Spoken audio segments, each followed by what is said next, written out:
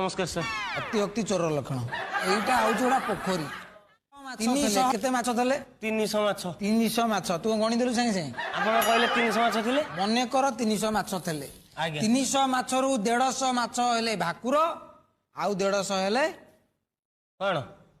मु को पसी देले ना कोन मु कोन जानि थिली मते पचरछु सेति में कहू छी मने कर 150 माछ हेले भाकुर आउ 150 हेले रोई गोटा लोकोटी आसिकी ता देह सइलानी विष पकेदेला कोन पकेला विष पकेदेला तो आउ केते मले केते रोइले टोटाल तो सब गले आ रहिले की पोखरे आ किछि माछ रोइले केमिति से विष खाइ देले भूल भूल भूल भूल कोन सर दास तो देई पाठ भूल भूल भूल भूल भूल भूल आउ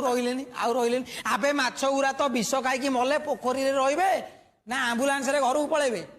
मूर्ख कोटिकार अकाल कुष्पांड